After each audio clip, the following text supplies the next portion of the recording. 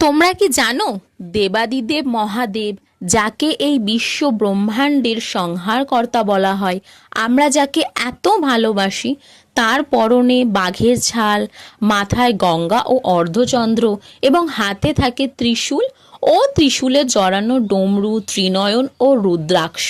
কেন থাকে এগুলো? আসলে এগুলোর পিছনে বিভিন্ন গল্প আছে। আজকে আমি তোমাদেরকে শোনাবো মস্তকে চন্দ্র কেন ধারণ করেছিলেন মহাদেব।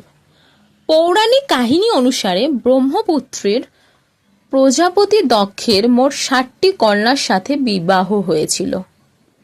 তার কন্যা সন্তানগুলির মধ্যে তিনি 27 জন কন্যার সাথে বিবাহ দিয়েছিলেন চন্দ্রদেবের সাথে। চন্দ্রদেব 27 জন কন্যাকে বিবাহ করলেও তার মধ্যে তার কাছে সবচেয়ে প্রিয় ছিল রোহিণী, যার ফলে রোহিণীকে ব্রহ্মপুত্র প্রজাপতি দক্ষের বাকি কন্যারা ঈর্ষা করতে শুরু করেন।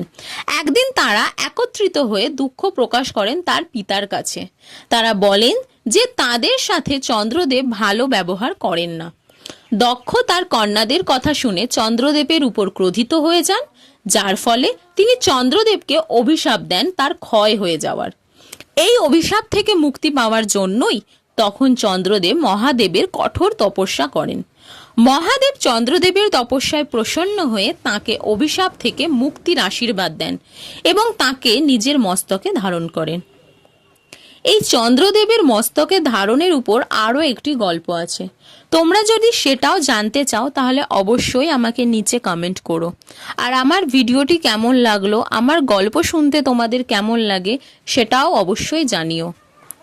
ভিডিওটি যদি ভালো লাগে তাহলে একটা লাইক করে দিও, চ্যানেলটিকে সাবস্ক্রাইব করে নিও, আর অবশ্যই বন্ধুদের সাথে শেয়ার করে নিও। আজকের মতো টাটা। হর হর মহাদেব।